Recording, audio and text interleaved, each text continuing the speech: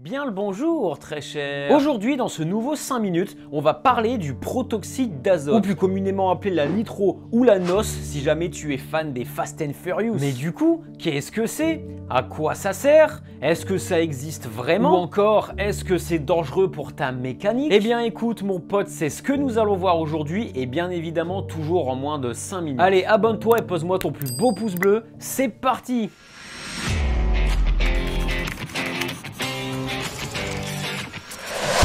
Le protoxyde d'azote est un gaz comprimé liquéfié incolore utilisé de base dans un usage médical, car ses propriétés sont anesthésiantes et antalgiques. Bon, je connais pas le mot pour dire antalgique. Et anesthésiante et antalgiante.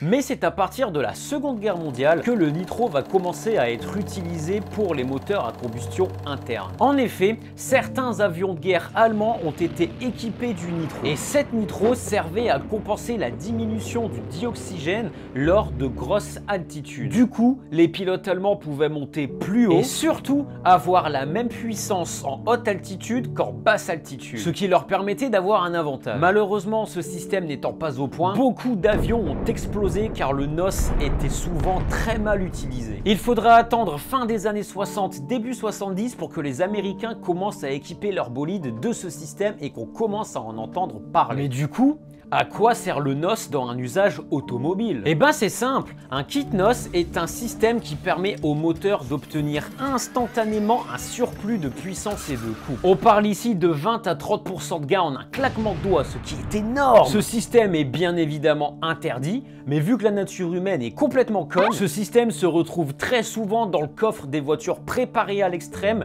ou dans des voitures de run. Alors c'est bien beau tout ça, mais concrètement, comment ça fonctionne? Rien de bien compliqué en fait. Le kit NOS est composé de plusieurs éléments. D'une bouteille d'azote liquide qui est composée de 2 tiers d'azote et de 1 tiers d'oxygène, d'un manomètre de pression, des injecteurs NOS, ainsi qu'une centrale électronique qui contrôle le débit. Pour actionner tout ce tintouin, on viendra rajouter un petit bouton pour mettre le système en service, ainsi qu'un petit bouton rouge pour envoyer la sauce. À partir de là, le protoxyde d'azote va être injecté dans l'admission sous forme de petites gouttelettes pour se mélanger à l'air. Dès lors qu'il arrive dans la chambre de combustion, le protoxyde d'azote va être transformé chimiquement en raison des températures et pressions élevées, et c'est à cet instant que les atomes d'oxygène se libèrent des atomes d'azote. On a donc plus d'oxygène dans la chambre de combustion. Le calculateur va alors injecter plus d'essence dans la chambre de combustion pour permettre de garder un rapport stoichiométrique idéal. Et qui dit plus de carburant brûlé dit plus de puissance. Et vu qu'une bonne nouvelle n'arrive jamais sans la deuxième, l'azote permet de diminuer la température du moteur lors de la combustion, améliorant ainsi encore une fois son rendement. Et c'est pas fini! Comme l'oxyde d'azote est injecté sous pression dans la pipe d'admission, cela réduit considérablement les températures d'admission d'environ 15 à 23 degrés. Du coup, de la puissance est encore gagnée, car si tu ne le savais pas, plus tu fais rentrer de l'air frais dans ton moteur, plus ton moteur délivra de la puissance. Ah là là, si seulement. Je ne t'apprends rien, mais le NOS n'est pas très bon pour ton moteur, ta boîte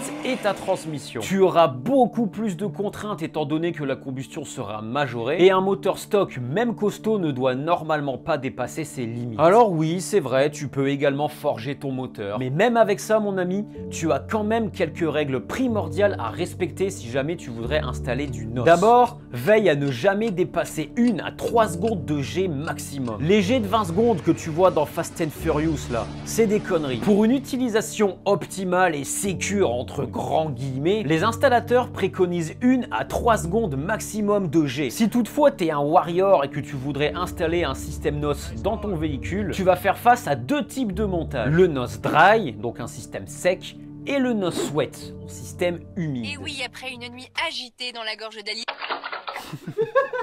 Et à quoi ça correspond?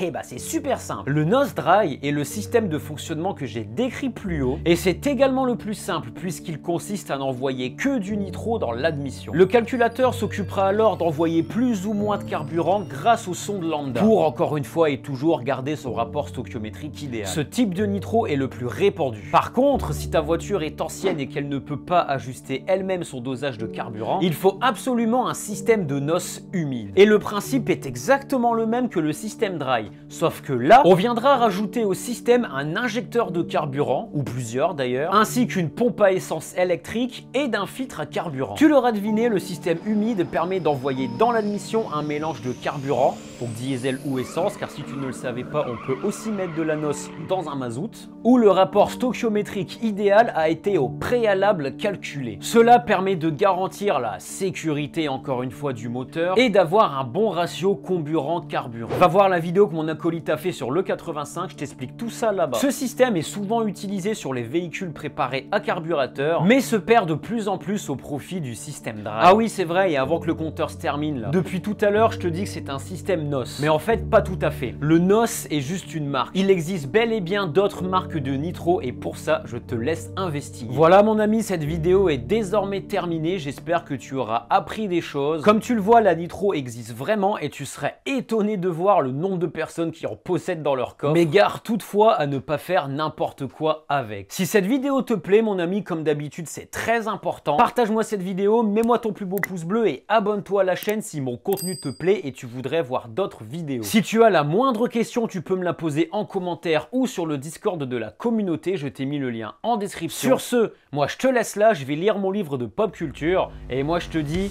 à la prochaine.